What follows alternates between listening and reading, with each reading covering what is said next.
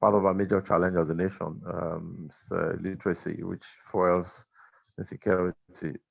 This is a topic on its own that can take a whole day to dimension. But basically to just underscore that as a nation, we've not paid all the attention necessary to educate the populace. Education is the bedrock of development. When populace are, properly educated, they can find opportunities to self-develop and self-manage and self-survive. Most times, government pay lip service to education. UNESCO expects that every country to budget 26% of their national income to education. Nigeria is budgeting only 7%. And that underscores the fact that we have not paid all the attention necessary. This is not only a federal government issue, this is all strata of the Nigerian nation, the federal, the state, and the local government. And there's need for us to pay more attention. The second component of that is that in the past, we've created 634 education system, which was to address part of the challenges of education. Everybody does not need to go to university to be educated. Basic level of education was engendered in that policy. The primary school and minimum of junior secondary school. From there, you can go to technical.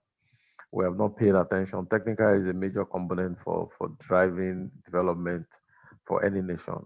China, a case in point, their economic is growing because there's a direct correlation between their technical educational system with their economic growth. We used to have technical schools and we used to have technical colleges. What we've not done in the past and still doing now is that we've not graduated those people from those sectors into gainful businesses rather than graduate them and throw them into the public for them to go look for a job. We need to find ways to make them entrepreneurs and create jobs rather than look for jobs. One of the initiatives our company started last year is to focus on that. The second component of my discussion is on policing. UN's requirement for policing is 1 to 400. Nigeria already surpasses that. But however, the challenge for Nigeria at 1 to 434 is that we have a lot of police officers being used as private guards, as being used as executive security rather than do public policing. The second component for policing is that we don't have adequate funding and support for police. I did a survey recently, part of the study we're doing on the Agency of Engineers, and you find that most of our police stations are not well equipped to operate as a proper police station. And there's no way police can be efficient when they don't have vehicles, when they don't have a proper office to operate, when they don't have telecommunications, when there is no support. There was a study or a report that was done by Channels 4 or 5 years ago about police stations. Yes, sir. Yeah, let me cut in there. Your remark is already loaded. I'm looking forward to getting all these details. Let's get to start the session proper. The event agenda, which I shared earlier.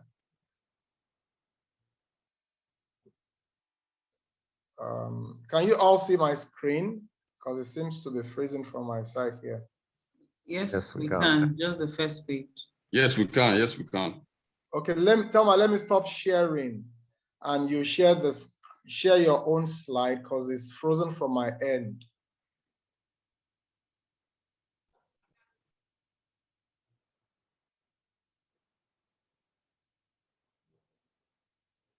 Hello, Thelma. Yes, but you're still sharing, so you have to. Okay, all right. Let me share now.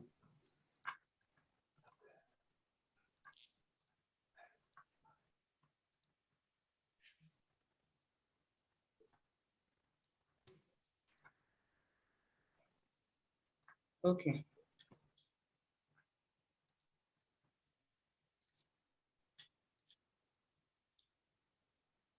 Okay, yeah, Thelma, go to the event, the agenda page. So this is going to be the rundown of today's session. As much as possible, we don't want it to be more than 1 hour, 30 minutes. You know, Saturday, it's usually busy for everybody. So let's manage time as much as we can. So the session is going to run like this. I mean, our focus is around security, safety at home and at workplace. And the panelists to help us do justice to this, like I introduced earlier, Dr. Balogun, Mr. Nnamdi of Allogene, and the CSP who is in transit, and hopefully he will join us before the end of the session. The introductory part for me is to take us through the security issues we have and the effect of this on us generally as individuals and organizations. And I'm going to ask the panelists to speak to some questions that we've summarized into 6 or 7 questions that we got from people. Hopefully, Dr. Balogun, Mr. Nnamdi, and the CSP would help us answer some of these important questions. Next slide, Thelma. And after that, we would call out some of our attendees to ask questions. So I'm talking about security issues, right? I know we all wake up to different headlines that brings a major concern for us. You know, it has even gotten to a point that if you get any news that is not secure, I mean, that has nothing to do with how many number of people that was either killed, you know, in somewhere in the southwest or northeast or north central, I mean, that will be very unusual to us. It's now like a normal thing to count the number of people that are either killed by terrorists or different security incidents. I doubt if there's any of us today that we've not had, you know, any type of security issue or safety threat in at one point or the other. Some of us might not have been direct victims, but I'm sure that we have someone close to us that have been a victim of security issue. Just recently, I contributed with some of my friends to get one of our friends released that was kidnapped. You know, it's as bad as that. And this is not an example of issues that would make the news. Security is a major concern for us, you know, as Nigerians now. The crime rate is alarming. It has gotten to the point that individuals now resort to self-defense to keep themselves safe and their loved ones. You know, some even go as far as using diabolical means of protection. You know, I don't know how effective that is, but again, it confirms the situation we find ourselves. Some say it is part of what the effect of the pandemic. You know, we attribute it to governance, so many root causes. But the fact still remains that as a country, we are not living in a safe environment. We have security challenges. But as individuals, the question would be for us, what can we do? Tell my next slide. The question will be for us, what can we do? Like I said earlier, I mean, the COVID-19 pandemic is greatly affecting the economy and rendering a large number of people jobless. So if robbery, kidnapping is what we can live up to on a daily basis. You know, recently on Eko Bridge, particularly for some of us that go through that axis, you know, one thing you are always concerned about every day is somebody knocking on your window or knocking on your screen. A lot of people have been robbed on that axis. Third Mainland Bridge, that one can never imagine, I mean, such incidents happening. A couple of incidents have also been recorded. All these issues, you know, I mean, keeps everybody worried. You know, it's even getting to the point now that we are nursing, you know, different type of sickness that are related to these security challenges. I mean, people having nightmares, all in the name of the security situation of the country. If you go to, someone was having that, I was having a conversation with someone, he said, yeah, I mean, the pool of Canada immigration inquiry now is so filled up. Everybody wants an exit. That's how bad, the situation of the country is. But as individual, in our homes, what can we do? Thelma, can we move fast on the slides? I talked about some of these screaming headlines already. It's like the new normal. If you take any newspaper today, it's also the same thing. So the questions, I'm hoping that our panelists will help us do justice today. Okay, Thelma. Can we go to the questions?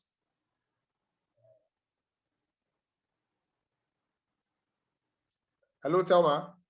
The questions that will guide the panelists. Yes. Okay.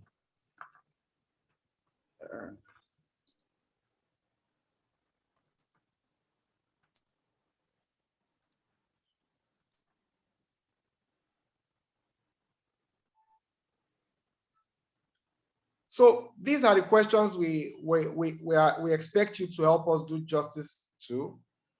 As security experts who understand the security challenges our country is currently facing, what are the things we need to do to ensure safety and security of life and properties? What are the key safety security tips every Nigeria, Lagos especially, needs to master to keep safe and secure? What are the common mistakes we make that can compromise our safety and security? And how best can we ensure safety and security in our homes, business, and place of work? So the first person we would call on, Thelma, can we go to the profile of Mr. Nnamdi?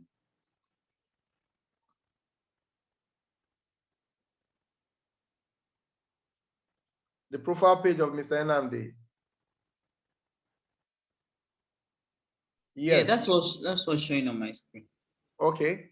Yes, our distinguished panelist, Mr. Nnamdi Melie, is an alumnus of the prestigious Booth School of Business of University of Chicago. He's a security expert, responsible for strategy in Allogene. Allogene, we all know Allogene is the #1 security service provider in the country. And some of the strategies and things you're seeing about Allogene, Mr. Nnamdi is one of the drivers of this initiative. So what we are hoping now, today, is with his wealth of experience, these questions I asked earlier, as Lagosians, as Nigerians, what can we do, to have that sense of security? What can we do individually? Is everything up to government, or we also have to, take some things seriously ourselves? Mr. Nnamdi, I would want you to take it from here for the next 12 to 15 minutes.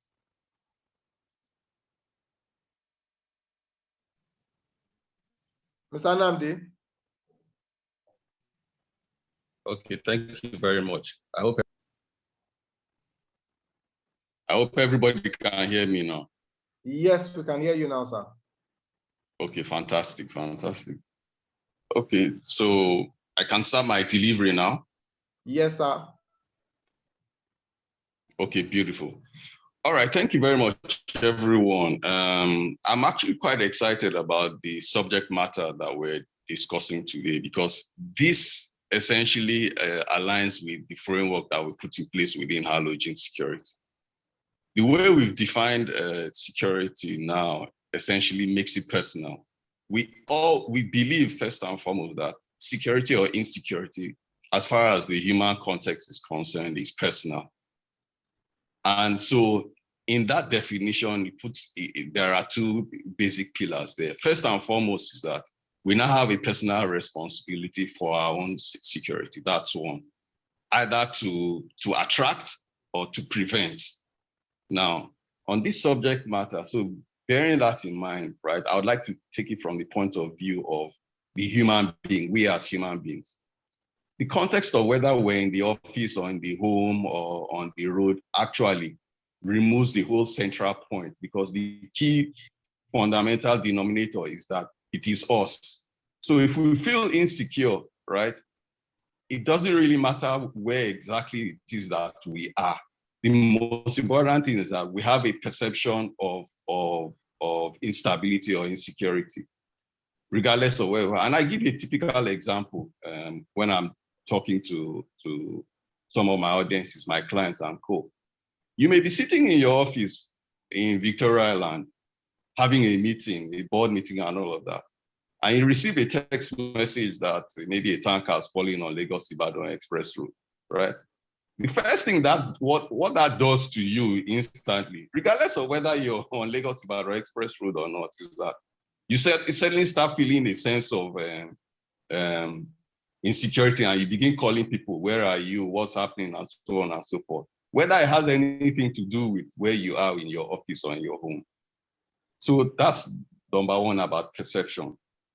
The second thing is we need to realize is that this whole concept of insecurity, right, is based on what we described as the constant interchange of information with our environment. So we realize that we as human beings are constantly receiving and transmitting information within the context of our environment. Now, this environment can be construed as our immediate close environment. So if we're in the office, we're constantly receiving and transmitting information with our immediate environment, or the broader context of the country as a whole. In other words, in addressing how we sort of like mitigate some of the insecurities that we face in the country, we need to bear that in mind. So let me give you an example. The first way that we can deal with security or insecurity as a whole is to begin to be consciously aware of information that we receive. A lot of us, and I'm talking about 99.99% of us human beings, typically tend to push this away as the responsibility of somebody else, right? It's the responsibility of the police to receive intelligence information and then deal with it. We just need to go about our daily lives. Actually, what the current situation has brought to bear is that we as human beings, husbands, wives, brothers, sisters, have the principal responsibility to be consciously aware of the information that all our senses receive. Our eyes, our ears, our everything that we receive. That's number one. But also the information that we transmit. Because whether we're sitting down in the office or we're walking on the street or we're driving in our tinted glass executive vehicles or taking our children to school, even at that, as benign as it may sound, we're actually still transmitting information to our environment. So one of the ways to deal with it, and therefore, because we as human beings are usually creatures of habit, we like to do the same things over again and again, because familiarity is essentially what we like to it gives us comfort when we are in familiar environment and we are doing the same thing over and over again. The truth of the matter is this: when it comes to security, it is actually that familiarity that increases the risk. Because insecurity or security does not happen just like that. If you follow the science and statistics, before something bad happens, there's the propensity that the signals have been sent repeatedly that such and such is going to happen. Is almost 99.9%. There's just a very, very minuscule thing where accidents actually happen. I'm coming from the background of risk management, by the way, and we know that there's hardly any event or risk that occurs without a trend, without signs and signals going on. So let me bring it back to us as individuals. When you wake up in the morning, typically our daily routine, wake up, brush our teeth, have a bath, jump into the car and go to work. as benign as that may seem, right, as that may seem, what is essentially happening is, if you ask yourself, how has my routine changed in the last 1 year, in the last 2 years, the last 10 years? Assuming I'm working in the same office and I'm living in the same house. If you look at it, right, you discover that nothing really has changed. Wake up in the same time, leave the house at the same time so that we can beat the traffic, get to the office, leave the office at the same time. Let me tell you, ladies and gentlemen, what you're actually doing is increasing the risk of insecurity to yourself, right? So let me put it this way. Assume somebody is watching you, right? Assume somebody is watching you, and the person essentially means it.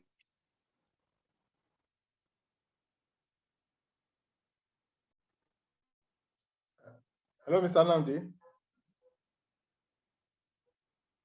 I think hello?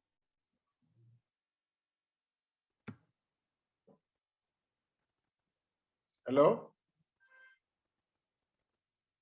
Okay, so while we're waiting for Mr. Unamdi to come back on, Mr. Dr. Balogun. Dr. Balogun, sir. Yes, I'm here.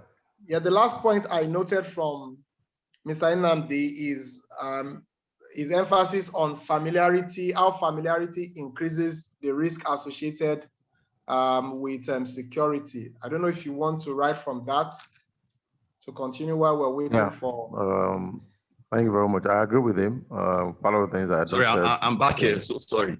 Can you hear me? Yeah, so Nnamdi is back, so let him continue. I'll take my time. All right, Mr. Nnamdi. Hello?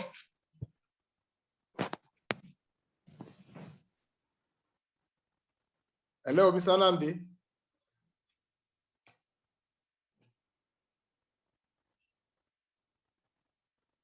Hello?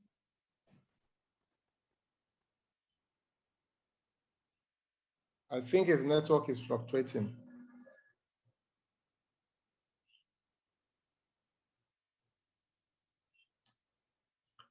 Okay, Dr. Balogun, you have the floor, sir. Thank you once again. I'm sure we'll get Nnamdi back to continue his intervention. So I said I agree with him, and it's important to focus on awareness, more like when you're aware about the environment, it helps you to dimension how to operate within that environment. But fundamentally, I see insecurity beyond just solving the problem, but rather looking at the root cause and what can we do to ensure that we're able to reduce. We cannot eliminate insecurity. The incidences you mentioned about traffic robbery did not start yesterday and did not start with this current trend. I was once attacked in traffic in 2004 and again in 2006 on Tommy Land Bridge. So it's not a yesterday or today's incident. There are things that are fundamental issues within the society that we need to deal with. And that's where I want to come in with my intervention. As I mentioned earlier, before the program fully commenced, we need to look at what is driving insecurity. In identifying those areas, there are some that are societal, there are some that are policy, there are some that are government, but there are a lot that are communities, citizens, individuals' contribution to foil insecurity, and those are the things that I would like to talk on. I'd mentioned already about education. For me, it's critical. We need to find ways to improve learning and development for people, not only through government. Individuals can support education through sponsorships. I also said we need to focus on empowerment. When people have education and they cannot do anything with the education they have gotten, then the society is not benefiting. So we have technical skills acquisition systems that need to transform into enterprise. As a company, that's part of our focus to reduce unemployment in Nigeria, we need to find ways to developing people that will become entrepreneurs and create jobs rather than look for jobs. I've talked about a bit about policing, and I've mentioned the fact that our problem is not that we don't have adequate police. Our problem is that, and I'm sure Oga TPRO will intervene on that, is that they need to be fully supported and enabled to be able to do their work. And some of the responsibilities of police today, which are supposed to be private driven, the likes of a company or Allogy, any other company can do private security support, executive security. It shouldn't be police responsibility. Police should focus on national security, where private security for individuals. Today, there are a lot of people who are being provided escort service by police, which should, completely be private. That will free them up and allow them to focus on intelligence gathering, provide them support that will enable them to do what they are expected to do as support for the national development. The other item that I also want to talk about is economic inequality. Poverty is you mentioned that COVID has had impact on the economy, on people. A lot of people have lost job. We cannot solve that by providing them food stipends. We need to find ways as a nation, as people. And my, proposal is for local governments to focus on enabling people and through communities.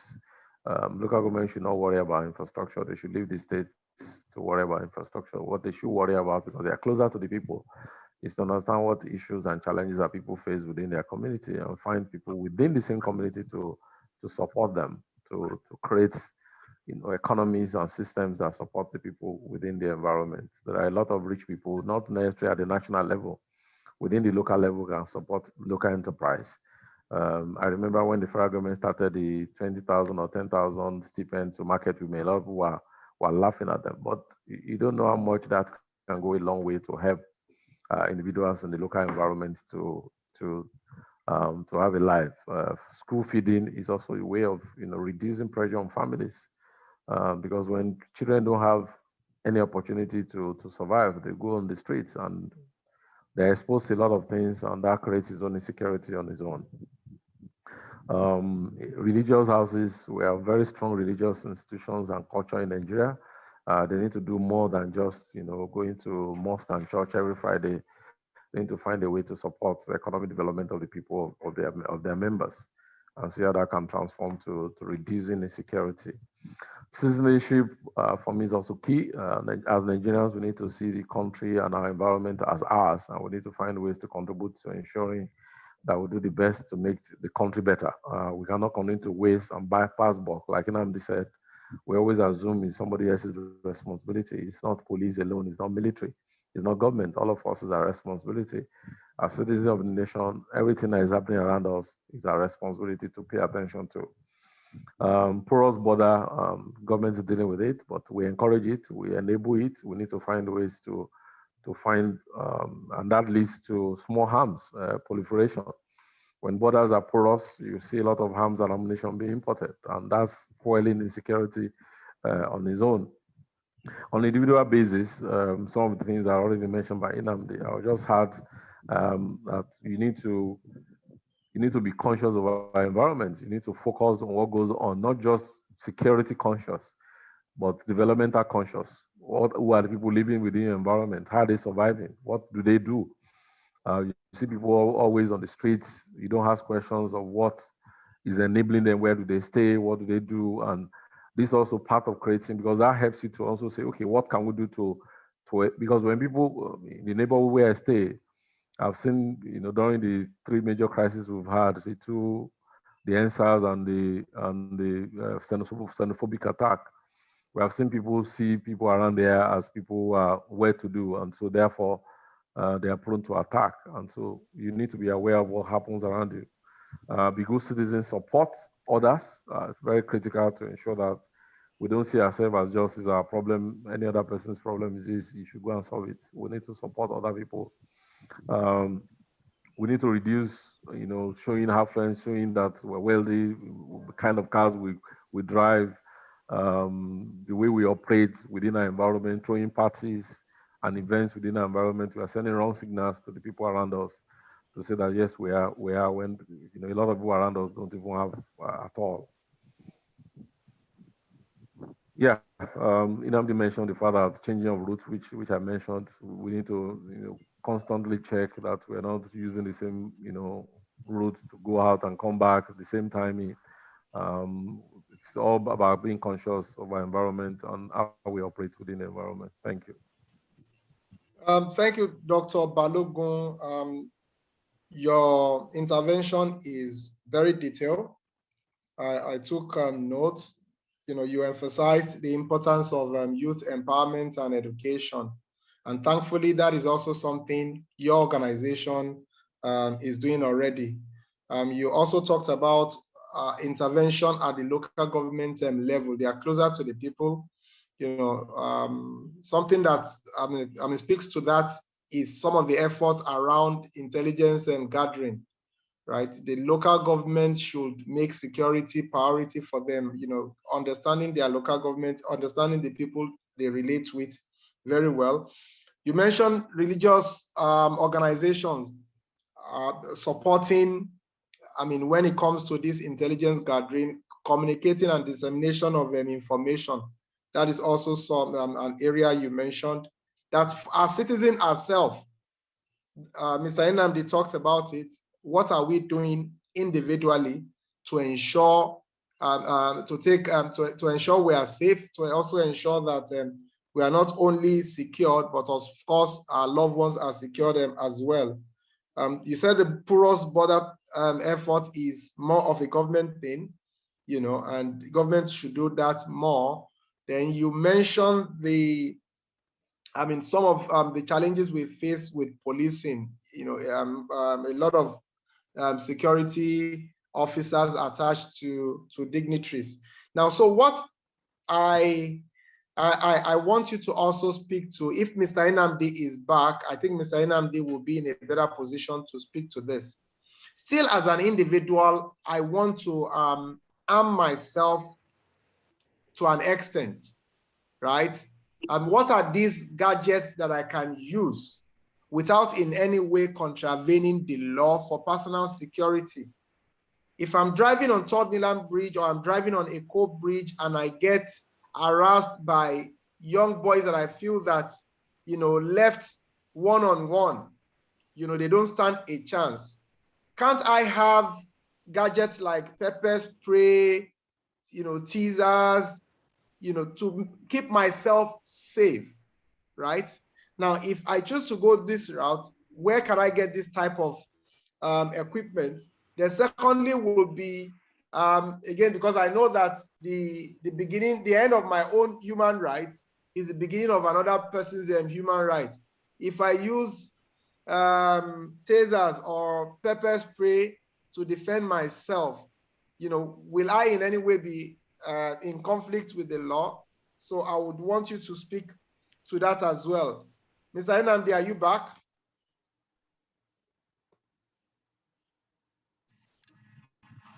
Yeah, hello, can you hear me? Yes, sir. Okay, fantastic. Okay, yeah, thank you for that question. Well, again, the way we like to approach it is to follow a process, right? So, because the general assumption is that it is inevitable that one will get caught up in a particular situation. But the way which I like to approach it with our clients and the public in general is to say, look, prevention is better than cure, right?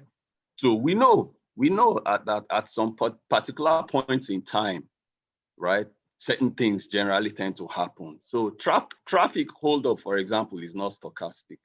In other words, it's not something that is unpredictable. It is predictable. We know that on Fridays, Lagos-Ibadan express roads will be choked, and the chances are that a tanker will fall and cause traffic either on Monday or on Fridays or along Lagos-Ibadan. So can't we just essentially sort of like avoid that and program our travel anywhere in between that? That's one. You talked about Third Mainland Bridge and the Code Bridge and all of that. We know that the roads are usually free at some particular points in time, maybe after 10 a.m. and before 3 or 4 p.m. So is it possible that we can also try and reroute our own trips? It's just essentially, and you discover that the inconvenience really is just about 1 hour, 2 hours. Now, are we saying that we are not ready to make the trade-offs of 1 or 2 hours inconvenience to prevent the interaction that you've used in your example. I suggest that the responsibility, again, essentially is really up to us, because there's no inevitability in that we must be in that particular position. Let me give you 1 or 2 anecdotal examples, right? My in-laws live in Festac, right? They live in Festac. I live in Ikeja. And before that, I used to live in Yaba.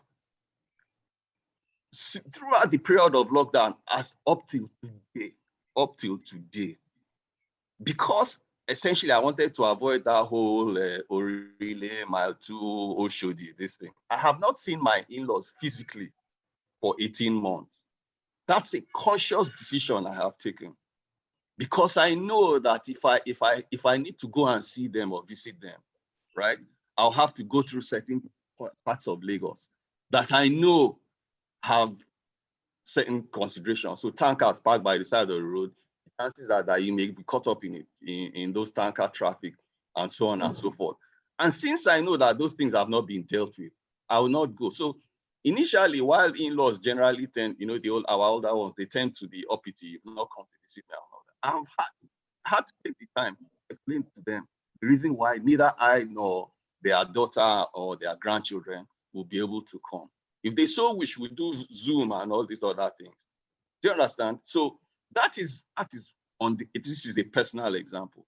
The other example is that typically when I have to arrange meetings, because my office is on the mainland, if I have to arrange meetings, if anybody who knows me typically knows that I arrange meetings between 10 to 1. Anytime after that, you'll not catch me on the island. So anytime before 10, I never arrange meetings 9, 9:30, 8 o'clock on the island, because essentially what I want to do is to beat the what's it called? Now, a lot of people say, well, it's not everybody that has that luxury. The point I'm trying to make is that as much as possible, the responsibility to prevent yourself being in that situation rests to you. And that also goes to the point that myself and Dr. talked about, varying your habits. Because consistency and carrying on a habitual situation and seeing what you usually see rather than looking out for those things that you don't see, right? A lot of us live in estates, right? And we get caught up in the fact that once I enter my estate, nothing will happen to me. You understand? I'm safe. But the chances are that there are people loitering around just outside the gate, and they are watching everybody going in and out, driving in and out at every particular point in time. So they know that this person by 6:30, typically standard, he must come out with his children. We don't know where they're going. Now, people also jog. We've heard stories about people jogging on Admiralty Way in Lekki and getting picked up. Nobody does that just by accident. The chances are that you have been tracked already, and they know that constantly at this point in time, you will be in front of these fast food joints, jogging or walking. So that is a trend. The responsibility for us is when you do that once, twice, 3 times, vary it. Once you wake up at 6 a.m., wake up at 9, give apologies to your office, and leave at that time. Must you use the same Uber driver or the same taxi driver or the same bus driver?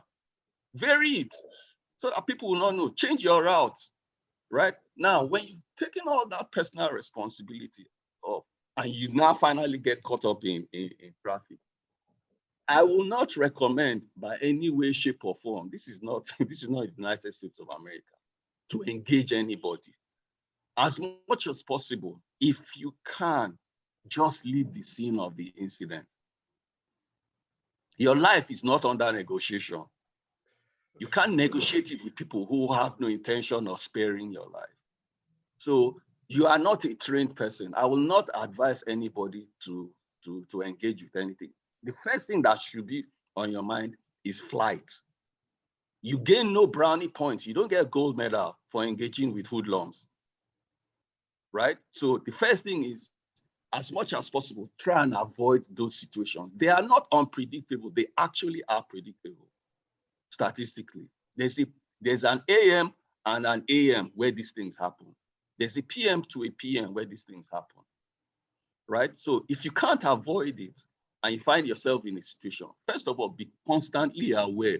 Don't use your mobile phone, whether it is daytime or nighttime. It has nothing to do with the light of your phone shining inside the car. Whether it's in the morning or in the afternoon or in the evening, don't use your phone. Once your car slows down at the traffic light, drop your phone, whether you're a passenger or a driver. Toss it on the seat beside you and wait. You only use it when you're in motion, right? Because regardless of the time of the day, it's an attraction. That's one. Two, this whole point about tinted windows is even worse, because that's just a magnet for attention, whether you're in motion or at a stop. Because it just sends to kidnappers that, look, there's somebody important inside this car, regardless of whether it is you, yourself, or your child, or just your driver. So all these things that we typically take for granted, prevention essentially is already 90% of dealing with the issue. Prevent putting yourself in those situations that are predictable. Vary your habits, right? And then ultimately, at the end of the day, if you do finally get into these situations that you just described, as the first thing that should be on your mind are, what are my routes for escape? If this happens, what do I do? If you walk into a building, for example, a bank, typically we think banks are safe and all of that. But if you walk into a building, like a bank or any other building, your office, you should always have at the back of your mind, and you should always seek out bank, hotel, event center, or so on. The first thing as a human being that you should be looking out for is, what are the exit points? So assuming I can't go out through the way that I entered, because, for example, these guys have blocked the entrance, right? Where are my other routes for exit? I don't want to use the word escape. These are things that we must begin to inculcate as human beings. When you're driving into an event center or a hotel, beyond just the security guard asking you questions at the gate, also be aware of the kinds of people who are around the situation. These are things that we must begin to inculcate as human beings. We can no longer take it for granted that it's somebody else's responsibility for my personal safety or my children. Let's go back again to the house, to the home, because it's not just outside. I have a security guard in my house, and I live within an estate that security is paramount, right? 2-3 weeks ago, the security guard came to me after I'd come back from work and said that he has, because I live in a block of 6 flats, and he has significant problem because every time all the members of the house, so all the adults leave the house, immediately after the last person leaves the house, so everybody in the 6 flats leaves the house, all the house helps just start going out. And he has noticed it for like 1 week, that he has significant concern. So he was seeking my permission, right, to make sure that he searches all the house helps once they're going out in the morning, and he searches them when they're coming back. Because he doesn't know what they're going out with from all the flats. That's number one. Number two, also, he wanted me to notify the rest of the flat, my flat this thing, to see, look, do they have the permission? All these house stewards and co, do they have the permissions of the house owners to carry out this behavior? Because in his eyes, that behavior.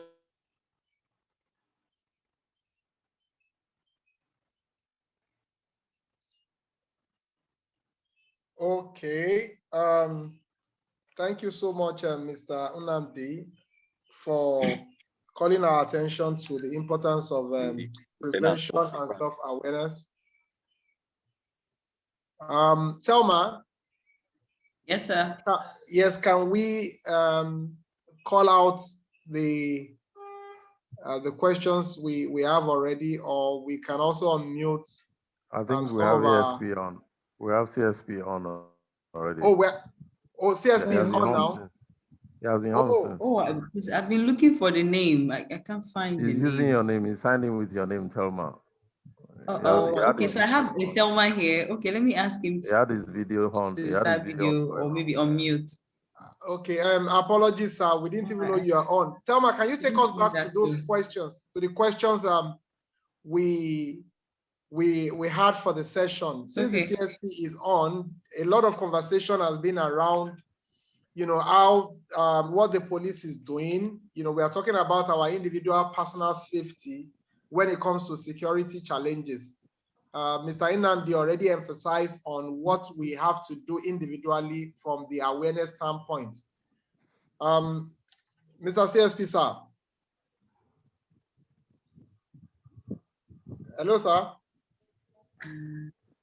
Let me stop sharing. Let me see if I can see his name. He's signing. I He's can't find him signing on the on your attendee. name, Thelma. No, it's signed Oh, in yeah. Zoom. Zoom these days, I don't Okay, understand. so there's a Thelma on. Yeah, Yes, sign it's I the out. don't have second it too. So Thelma. there's a Thelma on here on the panelist. Yeah. Yes, there's a panel, Yes. a Thelma on here on the panelist. He is the one. So He's I've asked behind to the unmute. scenes, and we didn't even realize that. Oh my God. Just give me a call where we are. I can just make some additional comments while you're trying to get CS. All right, sir. Go ahead, sir. Just to write on Namdi's comments. Personal staff. You I'll want to look put at on it your from video? Yeah, no problem. For personal employees that work with us, it's also very important. It's not just about being aware of what they do or what they don't do or monitoring them. It's also being aware of their welfare because it can be a source of the problem and insecurity for you. If you have an house help or a driver, you're not, taking care of that person, it can be an opportunity for people to come and attack you. So it's important to also have that. The second point, somebody posted the fact that he was attacked. He was almost attacked at one of the hoodlums. There were a group of hoodlums on the road, and initially wanted to respond, but eventually he was able to give them change. So it's important also to have. I had the same experience, and it was the same situation. I have some small money you can use to bail yourself out. If you are confronted, most times you are able to negotiate yourself out. You may be better off than try to fight back. The third item is for those who use vehicles and have sophisticated phones or expensive phones. Apart from insuring your phone, you also must have a small phone, so that even when you throw your phone under the chair, they will still ask you for your phone, and they know you have a phone. And because we don't have a phone, they may turn that to something else. So you must be able to find a phone that you can dash out in case you are attacked. Just in line with what Namdi was talking about. Thank you. Yeah, thank you, sir. CSP Muiwa, I hope you can hear us, and please unmute yourself. There's a question from one of our attendees. This was actually sent via mail. Ibukun Adiago asked that, is it advisable to harm oneself with gadgets like pepper spray and the likes? What are the advantages and disadvantages associated with arming oneself with the pepper spray and the likes? That's the question to set the tone. But before that, sir, I mean, a lot have been talked about, on personal safety. And if we have you here, you need to unmute yourself, sir. Yes, your speaker is still muted. Thank you for making it out. I'm waiting for last directive. We deal with directive and others in my job. Now I've just done what you asked me to do. Okay, sir. So now, sir, you have the floor. Well, I've listened to my veterans. They have spoken well, but I just want us to know that most of our laws and the legal framework in Nigeria makes so many things so difficult that well, no matter how beautiful your ideas would be, if you are not in tune with the provisions of our laws, you might have difficulties. I'm here looking at some of these, they look very so simple, but when you fall victim and you are caught in the web of these laws, you know the laws are not simple until you are dragging out to see how they want to escape. There are so many personal gadgets that an average Nigerian can have for personal security or defense. But at the end of the day, those in the industry like Aga Lojin and all of them will know that we've been having issues on how to harmonize some of these and how we can just oppose the usage of some of these gadgets to the provisions of securities in Nigeria. Many of them met me when I was the PA to DIG operations in Abuja. We discussed on the issue of how to get end user certificates. Most of these things, the government will tell you must process and have end user certificate because you can use any of them. These gadgets fall under arms, firearms or ammunition or whatever, and it's the same thing, because if you have a teaser with you, if you are not a security operative, and at times those personnel of registered private security companies, if you are just an individual and you are at Maryland Junction, you are going towards Ojota and you are found with a teaser, you know, our men will pick you and ask you questions. There are so many things that even the use of drone, you see our Nollywood actors, all of them, they use drone, they use this, they use that for shooting, camera, video, the likes. But another, the question is, have they got the end users certificate to use all this? But no. And the police will say, nothing happens, nothing happens. If something happens, many things will follow on.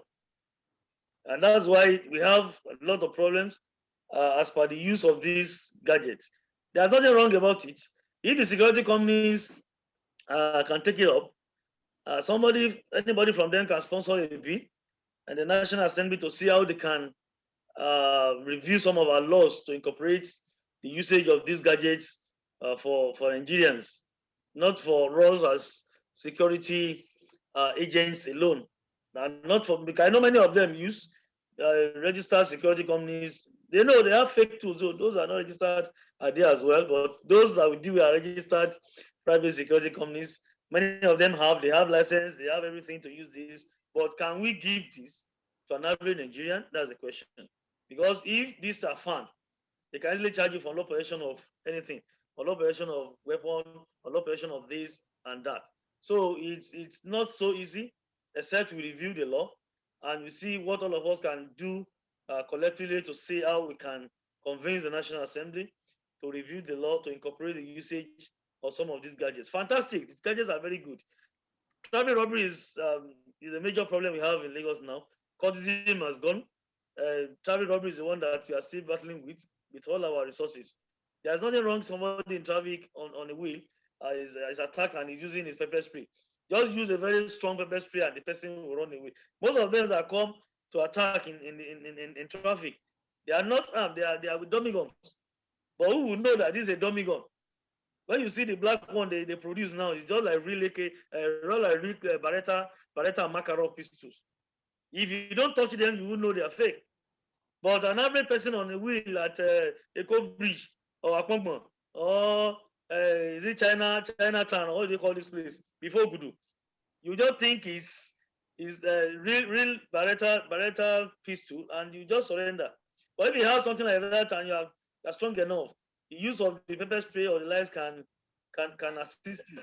So I'm not against it, but I think we just need to do whatever we want to do according to the provisions of the law. Then the second Oga spoke on intelligence gathering. We've been able to incorporate members of the public, and I think this is that time I said this here, that our people should know that the police is part of the system. It's part of Nigerian governance, it's part of Nigerian constitution. You can't wake up a day and say you don't like the police and they should go. It is not possible.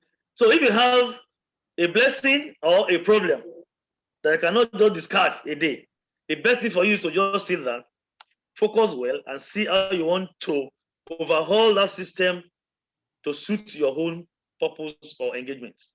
The police, as an institution, was established by the Nigerian Constitution, Section 214, not a legislation, not just a law from National Assembly. Is the Constitution.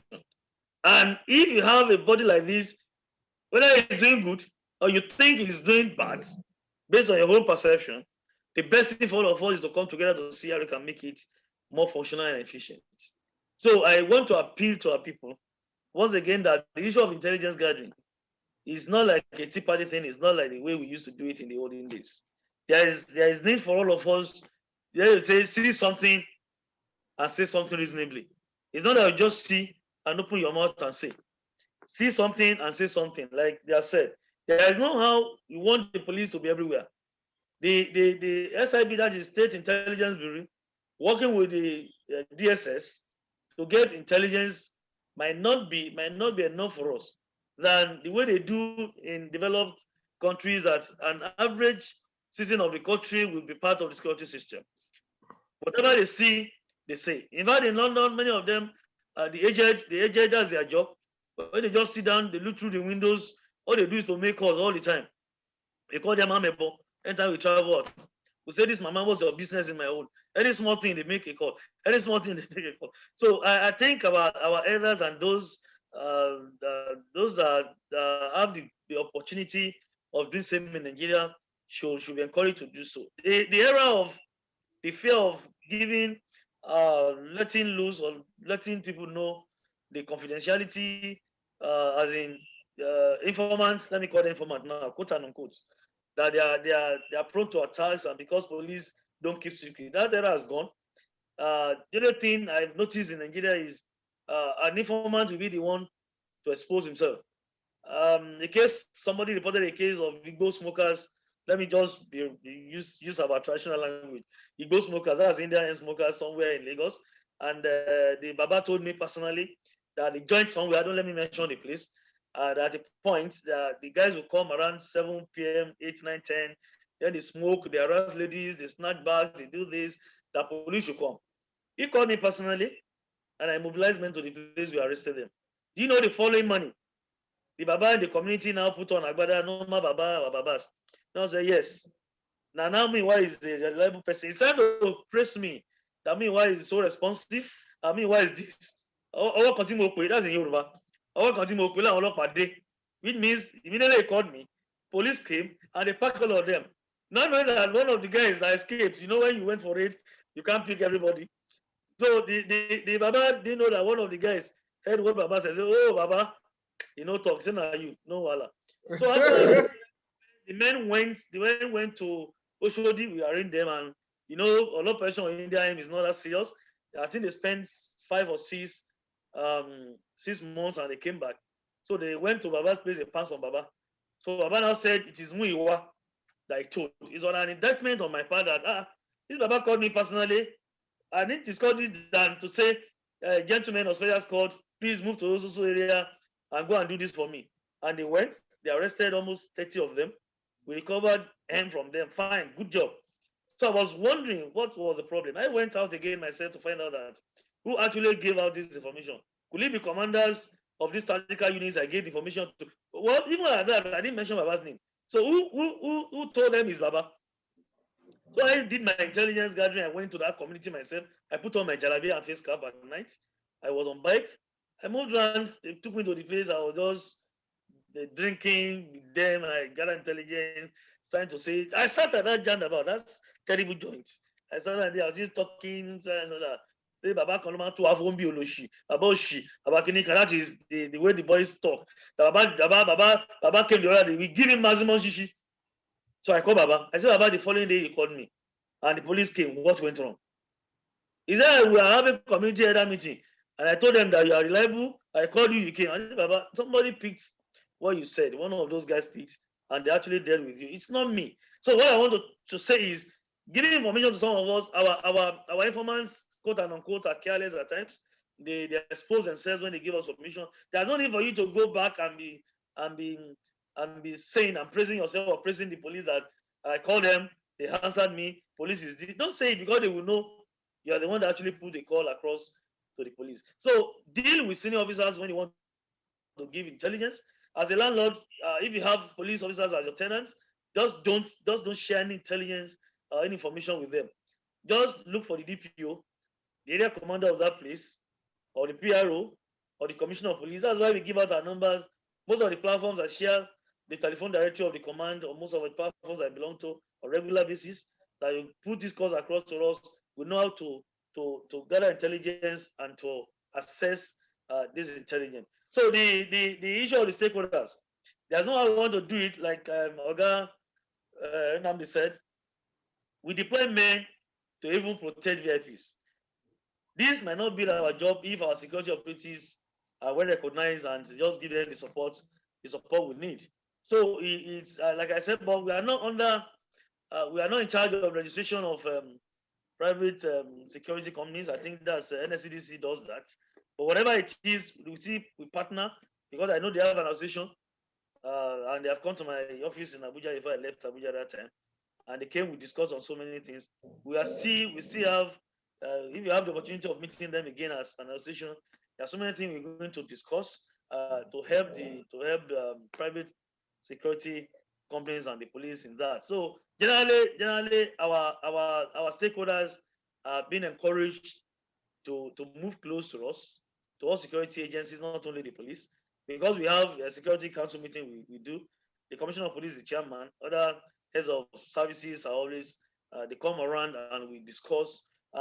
We discovered that traditional institution in Lagos State, as my case study now, has a lot to do, and that's why we are going around to have town hall meeting.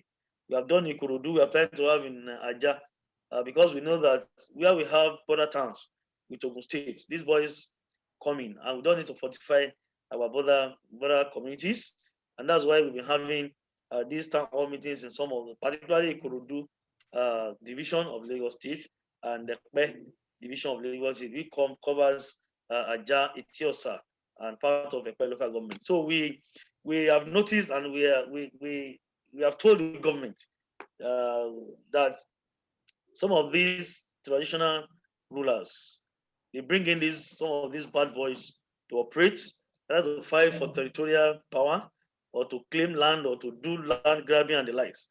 Because Kabiyesi Oba Yangbore Ikorodu specifically mentioned it, and this one is incorporated in our communique issued at the meeting in Ikorodu, and we gave it to the governor, and the governor has acted on everything contained therein. That most of these Obas, the sanction is when we arrest cultists, we arrest these Bibles in your domain, we are going to sanction you. Either you are dethroned or you are suspended. And I think that's why Ikorodu is a bit it's very peaceful now because of that. And we are sending that to Aja, that's area Juliet in Aja, Elemoro, Shangote Edo, up to Epe, Aziz. So we want to do this, continue this town hall meetings, so that our people will know, will be able to extract some of the problems we have in these various communities, and our people will know what we expect them to do. A wicked man knows he's a wicked man. He's only waiting for you to remind him that he's a wicked man. Those that do bad, they know they do bad. But the police it's not for us to be arresting. Like we're saying now, that the advocacy assignment is, let's remind the people that this what we are doing is an offense. Now somebody is smoking Igbo doesn't see it as a criminal offense again. He believes smoking Igbo is just a normal thing. I'm a big boy in my community.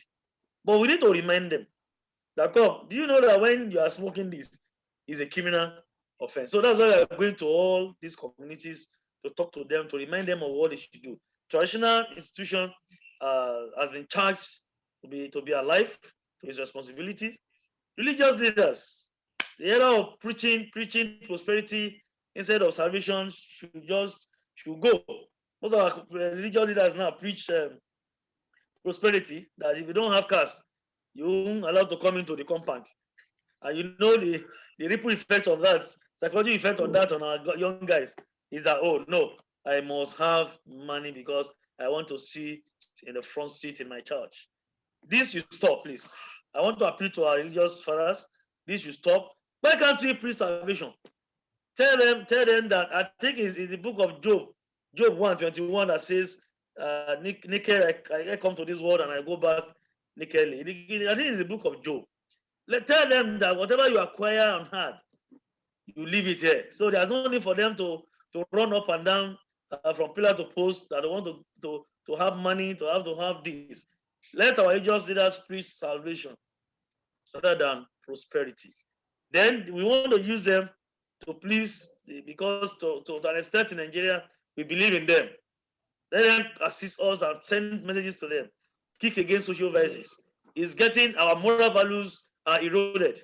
On daily basis, it's as if we don't have culture in Nigeria, as if we don't have culture in Africa, as if we don't believe in Africanism again. It is wrong. The era of Konko Jabele in Yoruba that Kolukulon Shetia, which means do your own, I do my own. How can I be in a house? Face me and face you for that matter. I will not know my neighbor. The concept of esprit de corps is not for police officers and security agents alone. It is a concept in Africanism. Esprit de corps, bring my brotherhood, bring my brother, bring my brother's keeper. Let's come together and do things. That is esprit de corps. It's a concept. But our people these days in a community where you have community, you do security meetings, you do everything. Many will not even go. They don't attend meetings in their communities. They don't care anything. The only is that they have to pay. I pay. Even some don't even pay. We give kudos to those who still pay. They don't go to me. They don't do anything. But some don't go at all. Some don't even pay. So we want to appeal to them. We have a set of people that have culture. We have tradition. We have moral values. Everything is going down. How on earth somebody like me, more than 40, going to 50, will not say, I want to have a novel kind of leg with a girl of 3. What is so attractive on that girl? So what are we now saying? So there are so many things that our religious leaders we need to do for us. Let us remind our people of our moral values. Very, very important. Very, very key. When I was growing, I grew up in a palace. When a woman sat on a chair, my father would tell me a man must not sit at that position where that woman was sitting. The science is wrong that my brother's wife sat on a chair and me I wanted to go and sit on that chair that is a taboo, whatever. If our father's cool, be reminding of that, then it means he was sending a message to us that there are things you don't do morally in Yoruba or in Nigeria or in Africa. But now, my brother, is very, very dangerous. Very, very risky. If you are not careful of your friends, they look for the phone of your wife and be talking to your wife even when you are not around. So we need to remind ourselves of certain things because all these things, it is like a causal effect. They come back to give bad effects on our security society. Broken homes. We arrest 1,300 suspects. You won't be able to see a parent to come for almost 7. No people will come for 700 people. So what is wrong somewhere? Something is wrong somewhere. People's streets, we pack them under the bridges, nobody. We have some corpses of recovered people that they fell during first gun battle or whatever. Nobody is coming to claim. We even make an announcement that we have social corpses here, people will not come, which means they may not have parents, guardians, or anybody to look for them. It's dangerous. We are mindful of the fact that people coming through Lagos from all angles. Let me quickly say this. Influx of people on a daily basis. People have been attacking us. What do we do? What do we do? We're not talking of any geopolitical zone now. We're saying generally on a daily basis, hundreds of people coming to Lagos. And people expect us to stop them. We won't expect us to stay at Bega after Long Bridge and be saying people should not come into Lagos. It is not done. By the provision of the Constitution, you are free to live anywhere, to move anywhere at your liberty. That is what you can enjoy. But what we want to appeal to our people to do in Lagos, let us keep watch on them. Many of them come for good. They come in peace. While some of them, they say things, they hawk in the day, they become wild at night. Our people who are landlords, who take care of these people, who host them, should please monitor them for us. Police cannot be everywhere. DSS cannot be everywhere. Civil defense cannot be everywhere. Even Lagos State Neighborhood Watch cannot be everywhere. Thank God we don't have Amatekun in Lagos. I could have mentioned Amatekun, but we don't have that in Lagos. But all these agencies cannot be everywhere. The fact is, when you have received them, people receive them because of what they want to claim from them. I've seen a building somewhere in Ojodu. There are more than 15. This man accepted them. The house is filled up. No room, nothing for them. They sleep in the streets. And I said, okay, now you are causing problem. At night, people cannot move on the street because you see them, they just sleep in the street because you are the landlord. You don't have place to have on them. All you want is just to be collecting certain amount of money from them on a daily basis, and you are causing problem. So our people should just assist us. Don't accept them if you know you cannot accommodate them. And when you accommodate them, train them very well for us. Monitor the activities for us. Work with your local DPOs, local security outfits, to see how you can screen and monitor the activities of these people coming to Lagos. So I on behalf of the command, I want to appreciate you because you've been trying to get me to see how I can come up. My admin officer Kuti Stephen has been on my neck. As I speak with you, I'm not around. I am far, but I promise that I promise that I will come up and talk to you. He said, "Oga, just even 15 minutes, just talk." I said, "No, I will. If I want to do, I will do. If I'm not going to do, I will tell you I will not do. I'll ask you to carry on." But since you've notified me on time, it's more than a month, and you've been responding, you've been reminding me, I need to reciprocate. To say, okay, I need to give it back to you that you are doing well, you are committed to what we are doing. Many will just come 2 days to drop letters, they not even remind us. They not say, "Ogashe Bagbi," when I'm far away in Abuja or whatever. So I want to give this kudos to you and to all the participants that I will take some questions before you permit me to run away, because you see, as I am now, I'm at the function. I'm just putting on my uniform to attend to you. After this, I'll go back to Mufti and continue another function I'm doing. But the fact is, it's important for me as the PRO in Lagos State to speak on certain issues, to clarify issues here so that many people understand.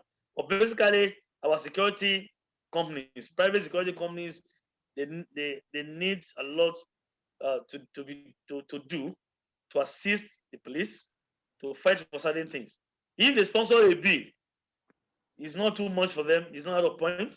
If they sponsor a bill to see how Nigerians can be using some of these self-defense gadgets, equipment, protective gadgets like pepper spray, teasers. If you have pepper spray and you are arrested, that's what I said. If nothing happens, nothing happens. If something happens, many things will follow up. You know, our landlords, they buy arms, they buy pump action, they buy guns, they give to their guards. So when the guards fires and something happens, they will ask them, who gave you the gun? They will say the committee. The police will arrest the committee. They're going to say, is it not for ourselves? Why have you arrested me? But the law says you cannot transfer firearms to another person.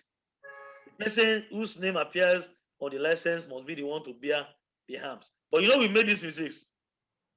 Many community leaders, estates, we procure arms, we give to one mega to use on our behalf. It's a criminal offense. So, but we don't know. But for us to have mutual relationship, understanding with people, police overlook so many things. My brother, if you don't overlook many things in the police, we will not have anybody to greet you. Even you that are talking to me, you hate me. Because we have these laws.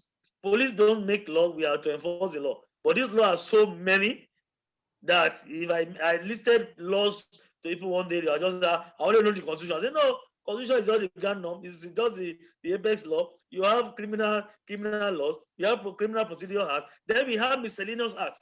Under miscellaneous acts, we have almost 40 of them. And people don't know. And I always encourage people that most of these laws, these law books are not restricted documents. Go to any bookshop, get them, read them religiously the way you read the novels, so that you get acquainted with so many things as for our legal framework in Nigeria. People don't read most of these law books. Read so that you know things to do and not to do. So you cannot say that we have so many things we need to work on from you, NGOs, interested groups, security experts generally. They've been calling me, we've been talking, we've been sharing ideas. But I think the Association of Private Security Companies, they have not done any summit for us in Lagos. I'm challenging them. All the big men there, the big boys, quote and unquote, they are on now, they're listening to me. I challenge them now to arrange. Engineer is laughing. I can see you. I challenge all of you to let's come together and see what we can do. I'm very sure there are many things we can do the way they do in abroad. That even if everybody cannot possess arms in Nigeria, there are things we can possess, at least to give ourselves first defense before we run back to security operatives in Nigeria. And so I think if I've not done justice to all you have raised, remind me so that I can do. And if there are questions, permit me to yours. Thank you so much for your time. It was really loaded. Your intervention came at the right time. So what I would want to do, because a lot of people have their questions, they've sent it in. I'm going to call Telma to summarize these questions for you to respond to, and I'm going to call on Engineer Balogun and Mr. Nnamdi to ask you some important questions directly. Okay, because they understand your language more than we do. So, I mean, they will be in a better position to put those questions to you. But before then, I want to call on Telma. Telma, can you please read out the questions, summarize as quickly as possible for CSP Muyiwa to respond to.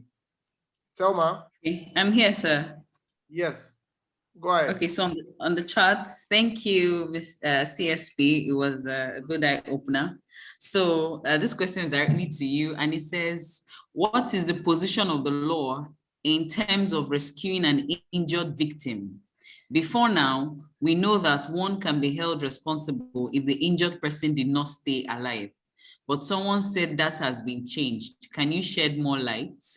Yes, I can see it on my chart from Mr. Frank Ihebali. Well, that has changed. There was a time an NGO came to my office.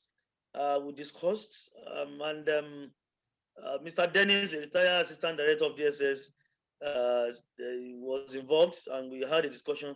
And I personally did a memo to the Commissioner of Police on why doctors reject victims, either accidents or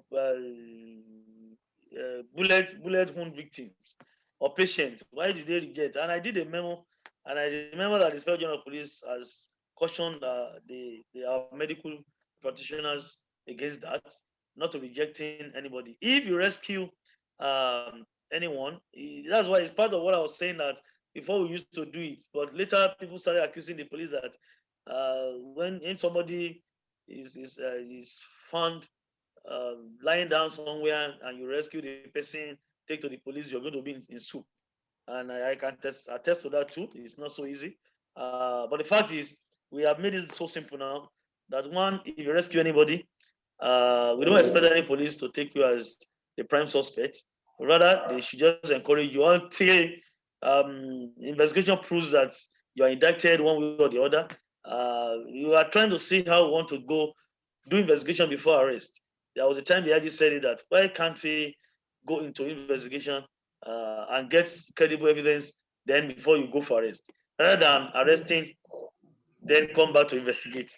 That if we can try and do that in Nigeria, is going to help us move away from accusatorial system we use and go for real investigation. So if you rescue now, we expect you to notify the DPO of the area. If you have the DPO's numbers in Lagos State, the numbers are everywhere, and our numbers are everywhere. If you do that, we expect you to notify the DPO in the area, the area commander, any police operative around the neighborhood or whatever. Even our spy police, if you see them, notify them, rescue the person to the hospital. We don't expect the doctors to be requesting for police report before they will treat.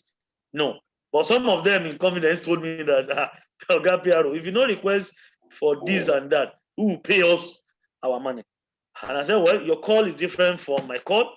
If you are thinking of any first and you're putting people in trouble, it might not be too good enough.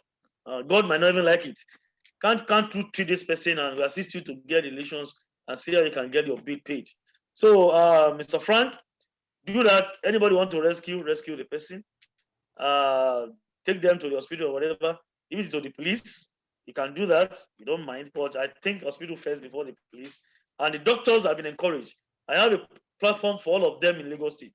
All our medical doctors, NMA in Lagos State. I have a platform. I created a platform with them, and we discuss issues. So if you have anything like that, you notify me. I share on the platform. I let them know. And we have always been telling them to work with us. Don't reject injured victims. Even if we bullet wound, don't reject. Treat the person. Tell us. We'll come and assess the bullet the patient. We'll come and assess who is the person. What has he done? From where? You accept the person as a patient. Continue your treatment. Call the police. Will come. So no cause for alarm, Mr. Frank and others in the house. Rescue whoever you want to rescue. If you have any challenge or challenges, please endeavor to inform the command. We'll take it off from there. Thank you, sir. Mr. Nnamdi, your two powerful questions to CSP Muyiwa This is security operative talking to another security operative, please. Two powerful questions. Mr. Inamdi?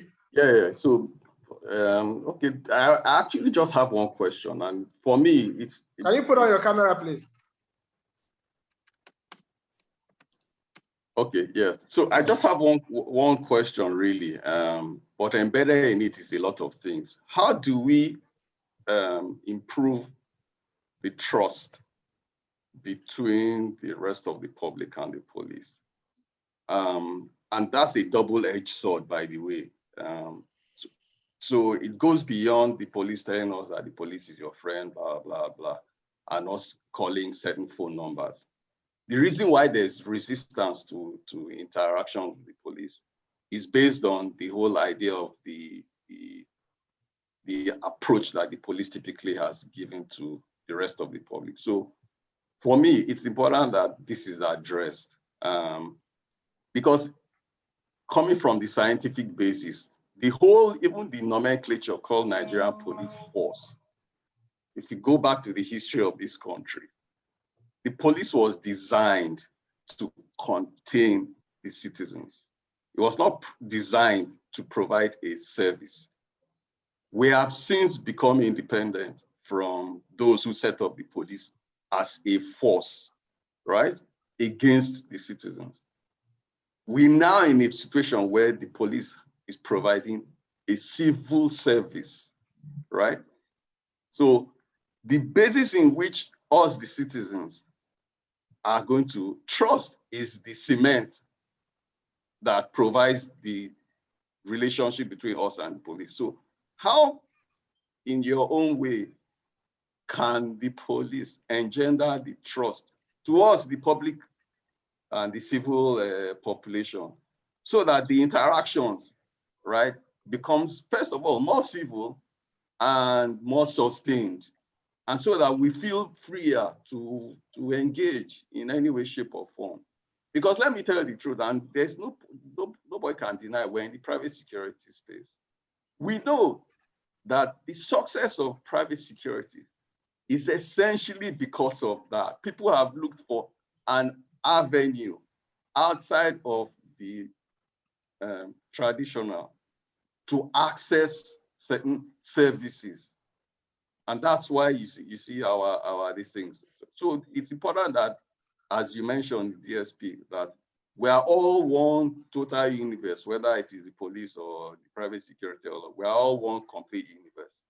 But how can we, redirect even our civil service clients, our normal clients, to access that service to you in a way that is more enduring? And so how do we engender that trust? Please, it's important that we address this, because we as private security can't do everything. In fact, there are a lot of things that we rely on you to do. But we prefer that in some cases our clients go direct to you rather than using us as agencies to access the service, so that everybody is duly served. So DSP, please, that's pretty much my question. Thank you, sir. Let me say this, Oga Nnamdi. Let me be frank with you. We're having issue of trust, confidence, and reputation in the police. That's why the workload is on population department of the police to see how we can ameliorate this problem and restore this trust and confidence in members of the public. And these problems are tailored to what I call erroneous recruitment exercise into the police. Because when some of our men do certain things, you think that this one a police or this policeman at all. How did you get to this job in the first instance? By my office, I receive complaints, and the one I receive complaints on a daily basis. There are so many complaints ordinarily you see and you think that how can a policeman do this? Many of them are not ready to develop themselves in the job. Even if I always tell them that if you have got this job by mistake, By the time you have spent 2-3 years in this job, you must have acclimatized to the system, be part of the system, and know the right thing to do. Is a terrible thing, and that's why some of us, we have been advising the authority, and that's why the inspector generals of police, like about 2 or 3 of them, the previous ones, have been having issues with the recruitment exercise that we want to recruit for ourselves. Let us do this training. Let us see how we can go about it.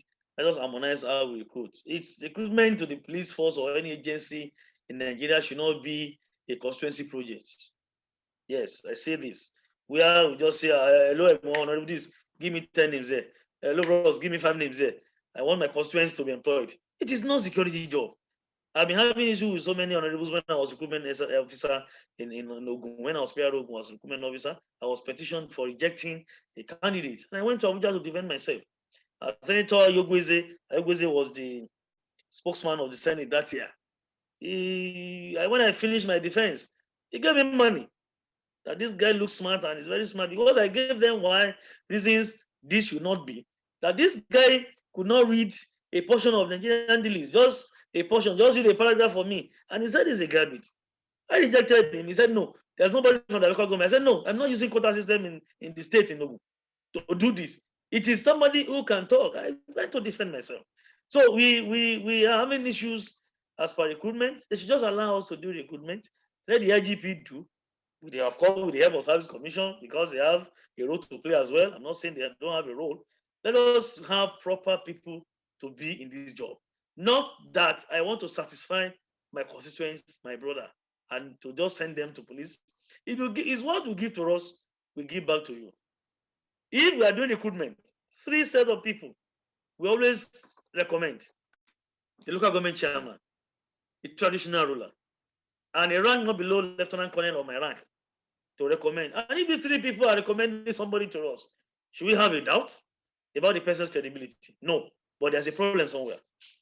So if you have these people to us, and as a PRO, I talk to them on a daily basis, I go out and see things. If I now Nigeria Police Force in Lagos State, a police inspector doesn't know me, he's even put me behind the bar, detaining me as police PRO. You should know how terrible the situation is.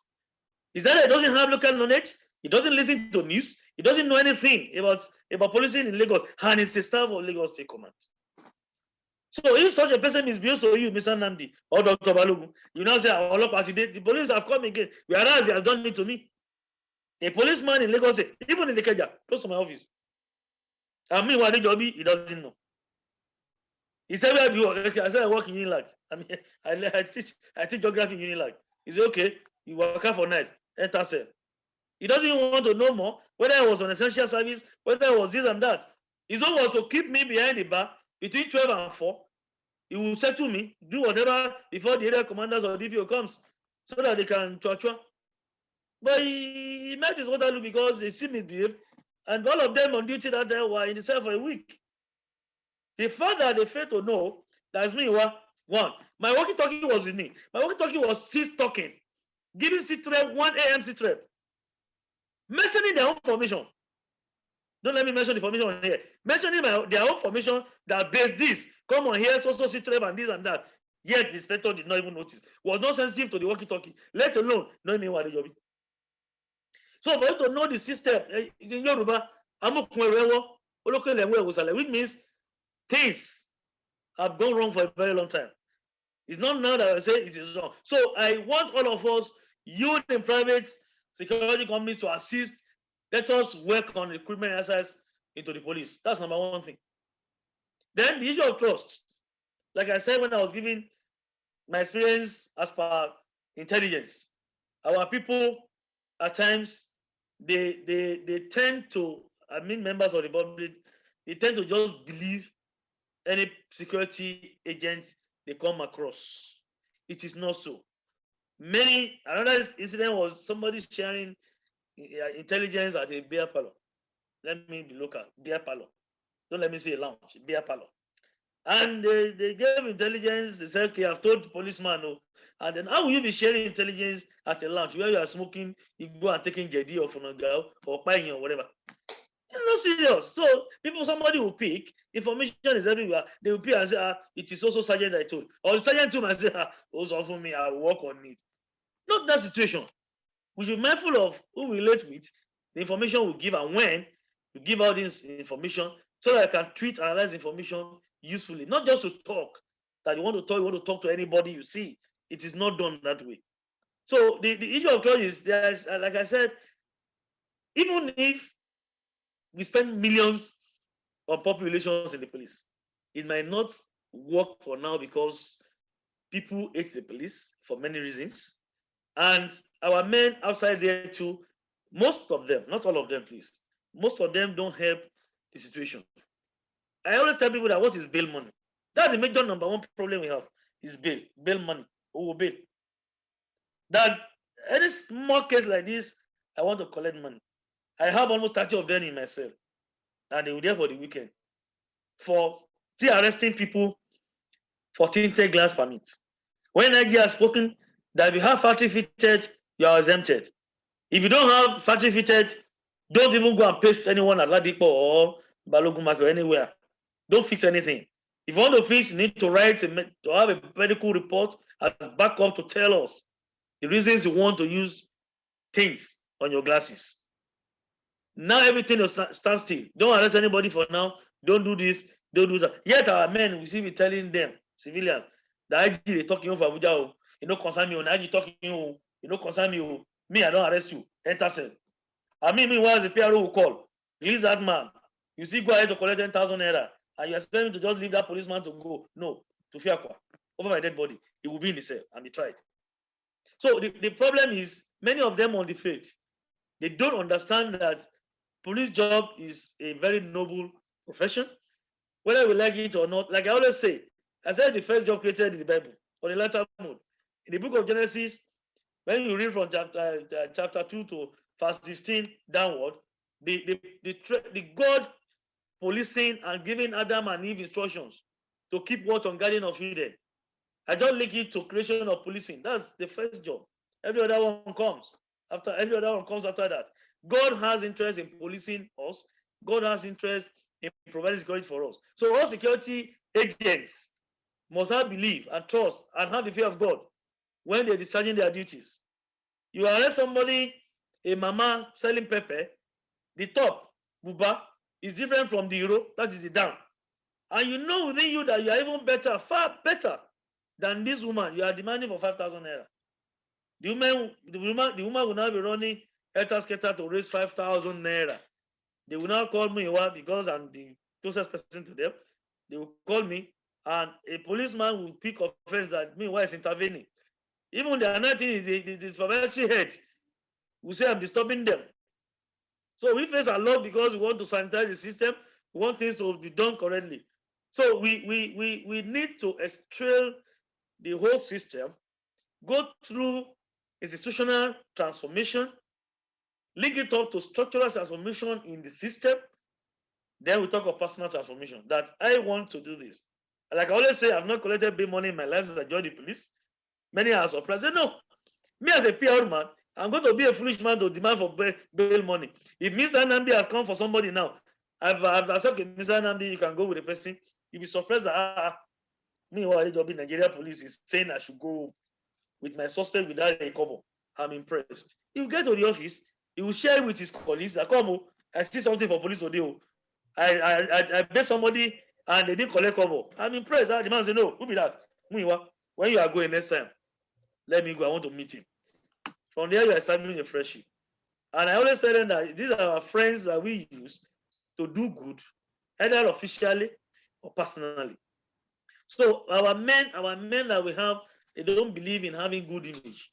And it's one of the problems the PR department is facing. And we've been trying our best possible with the help of the IG to see what we can do.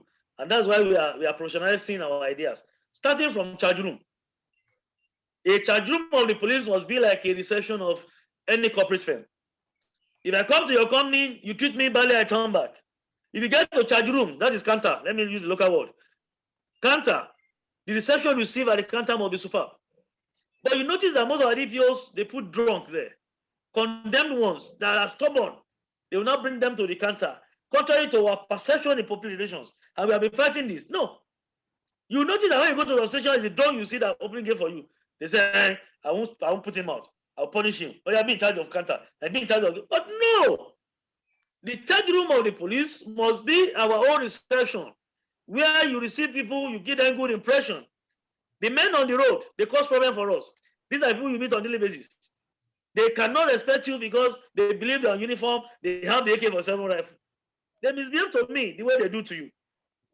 But the fact is, can't we put people who will understand that we need good reputation in the police to be the front liners in discharging our duties, either checkpoints or counters in our various divisions?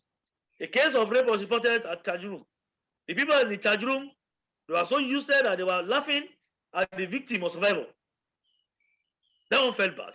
Social stigma came in. Depression came in. The victim was in problem.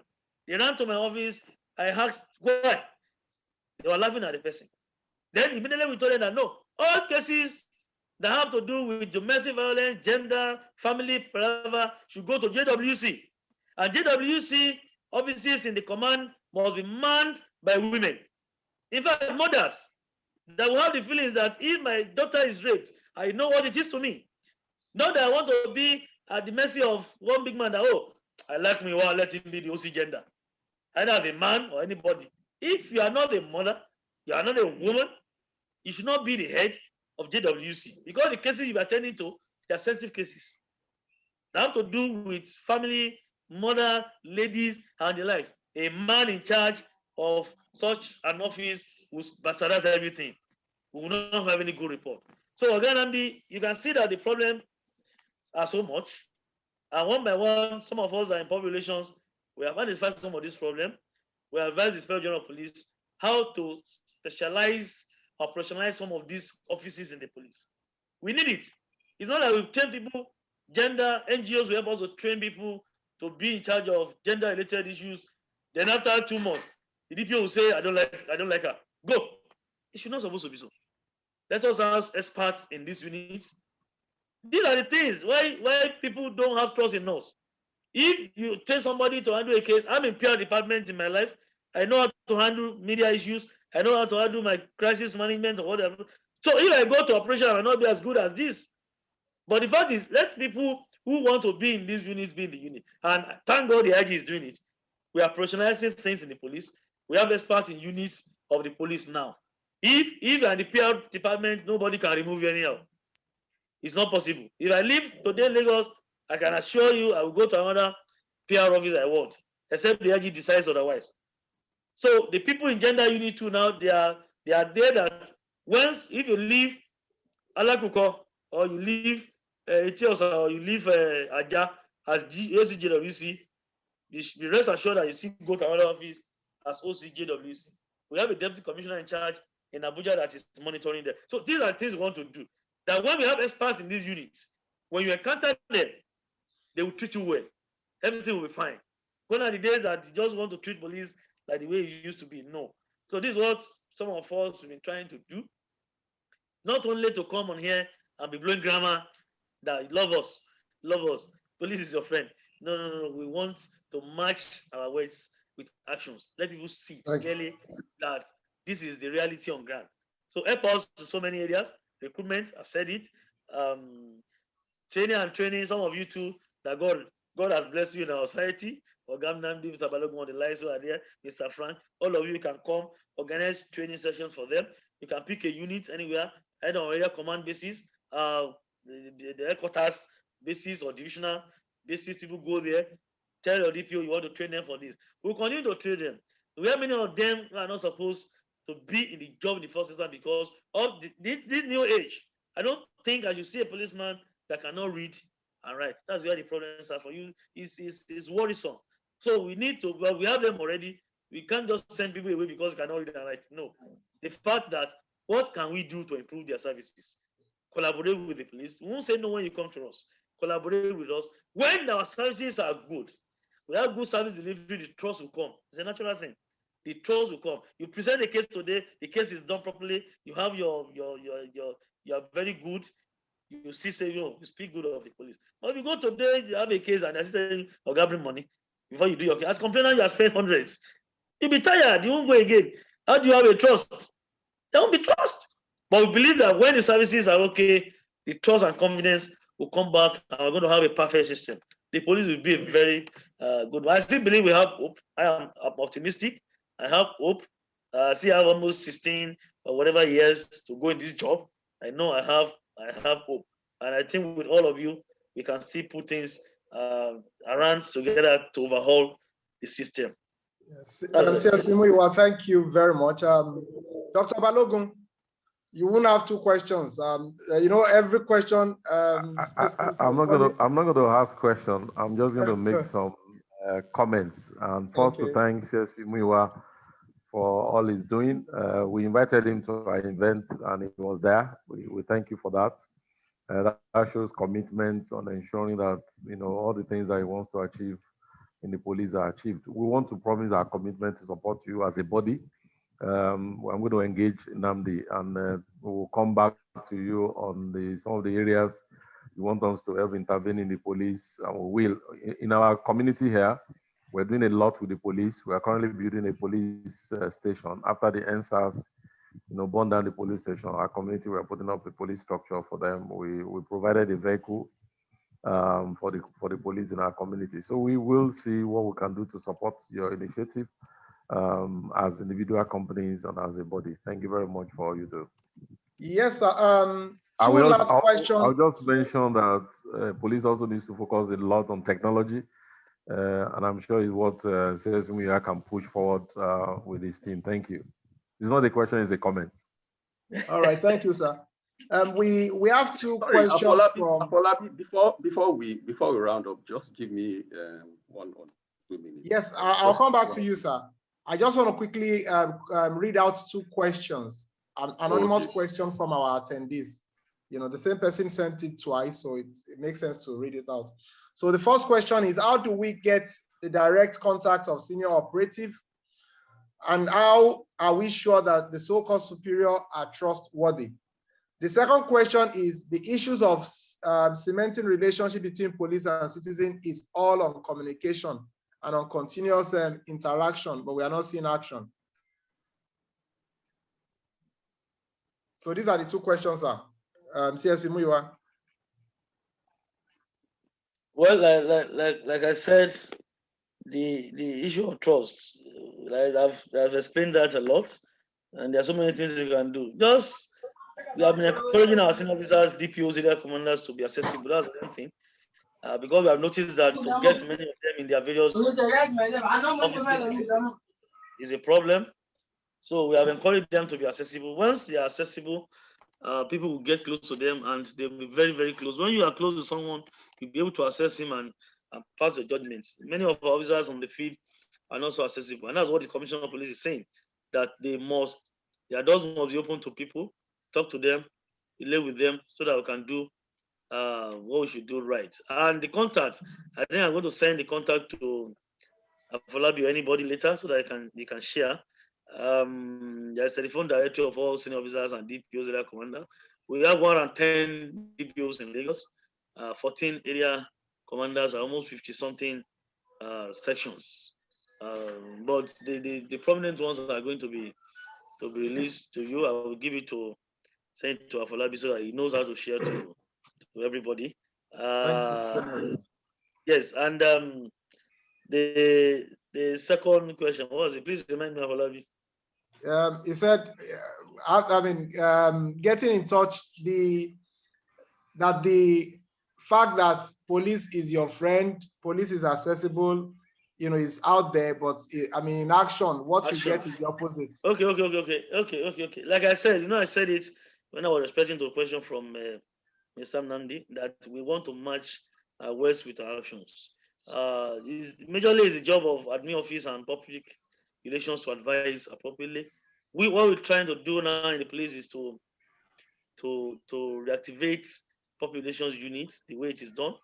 And I told them, I only tell them that, come, in public relations, the police, let us see it as if I'm the head of PR in Chevron or any MTN or any of these corporate corporate firms. If I advise my management on what to do, if they fail to do it, they will smell pepper because PROs, they see things and we need to advise them. So we are trying to take that perspective, that system into the police, that if I say, the CP, sir, please don't do this, or CP, remove this DPO and put this DPO. Why? I give reasons. And you say, okay, if that's the reason, because it's denting my image. So now that the IG and the police is trying to use PR office as a guide, I think many things will be better. If a DPO is so difficult, and I made the CP today that, sir, this DPO is giving problems because based on my statistics, a week alone, I've incidented or recorded more than 10 cases of corruption, extortion, harassment. I will give him my facts. He will remove him immediately. I think it's going to help us because we are close to people, members of the public. We listen to them, we hear from them, we interact. We know where the problems are coming from. So the person that has the question should have belief in us that with this new system, with what you are trying to do in the police, everything will be okay. It might not be an immediate thing, it might not be so spontaneous, but we think we shall get there because everything is coming up. At least that when we say DPO is stubborn and it's causing problem, and they report to me, and I tell my CP, and CP remove such a DPO, I think is a welcome development. Because before now, this is a some will even say because maybe he has not come to settle me in the office, and they know myself that it's no, as a PR person, when things are going wrong, to dent our image. We value our image so much that we don't want anything to dent our image. So whatever it is, we'll advise them to do what they should do, and of course, don't worry, we are coming up, and the trust will be totally, and the confidence will be totally restored back to members of the public, and we're going to have it right. Thank you so much, sir. Mr. Nnamdi, I'm going to call you now for your remark. Kazim, please be on standby. You'll do the closing remark and vote of thanks. Mr. Nnamdi, you have the floor. All right, excellent, thank you. I just wanted to say that even though time has long passed, and I appreciate the time we spent, but focus seems to have been in one broad area, which is physical security, right? So the physical space and physical environment. But increasingly, what we've seen, especially in modern times, and even this meeting itself is testimony to that, is a great deal of insecurity and harm has come to us in cyberspace. So perhaps that's one topic. We can have a whole new session just like this one, just to focus on that alone. And it's not difficult for us to see. We've all heard a lot of pronouncements, even from federal government down to domestic homes, how people have suffered significant harm, whether physical or not, through our personal behavior in that space. We create all forms of opportunities, pretty much the same way the attitude that we project in our physical lives. We also sort of like take that into the digital space as well. The way we behave in social media, the way we carry out certain interactions, financial, non-financial, and all of that, within that space. With the increasing degree of anonymity that this essentially sort of like happens. So oftentimes we don't really know who it is that we're interacting with, but we're so open and so lackadaisical, it increases our exposure to harms in all sorts of ways. And so I believe that this is, if there's a phase 2 of this kind of session, where we cannot discuss our own personal responsibility and how we can deal with that, because increasingly, you just let the cat out of the bag. The next session is actually about cybersecurity. Yeah. Right. Yeah. We are all aware of the news around ransomware. Yeah. You know, the phishing activities that are going on online. Yeah. So we've contacted some cyber security expert that will help us do justice to that. So the next PSS session is actually about cyber security. Because the next warfare, that's the challenge we are facing now. Is it on social media? Is it the social engineering that goes on online that people are responding to? So it's going to be about that. Thank you for calling our attention to that. Right.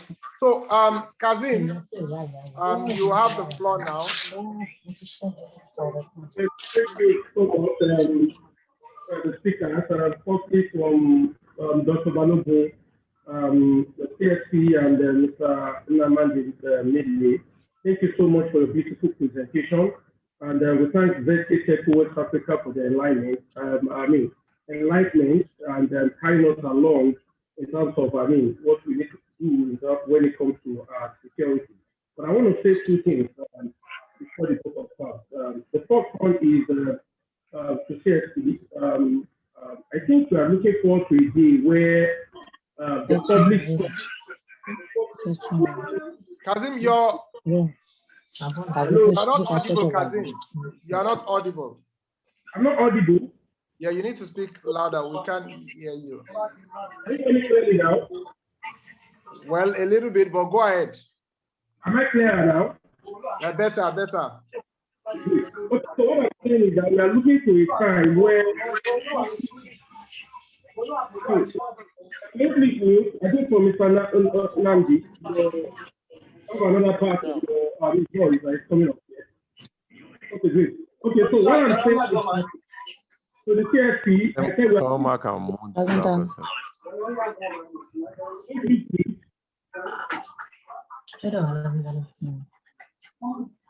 okay, so what I'm saying is that to his time, that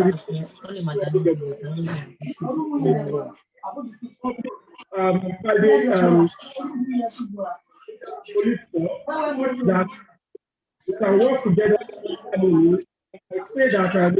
Kazim, we can't hear you. Do you want to type that? You want to type your thoughts? We cannot hear you. It's not Kazim. Somebody is disturbing. There's another Nnamdi platform. Maybe somebody signed in. Thelma, please, can you mute that Nnamdi for us to hear Kazim? Yeah.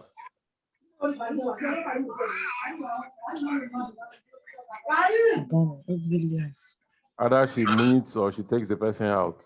Thelma, please, can you mute or take the person out? Okay, I think it's okay. So can you hear me now? Am I clear now? Better, but please speak up. Okay, so what I'm saying is that I'm saying to the CSP, Mr. Adejobi, that thank you very much for your beautiful presentation. And more of this is expected. But I want to also add that we are looking forward to a time where the populace can trust our security force so much that we can begin to share information and be sure that the information are going to be kept secret as expected. Because part of what people have now in terms of working with the police is that the trust is just not there. When information are brought to the police, at the end of the day, eventually there's a betrayal happening, and that is not allowing the police to get enough information for them to work with. That is number one that I just want to say. I grew up to know what we call Otelemuye. Right? I know it's another way for the police, but we know that there are spy police. While I was in school, I know somebody that was with us for almost 4 years. We never knew that he was working, was an undercover with the police.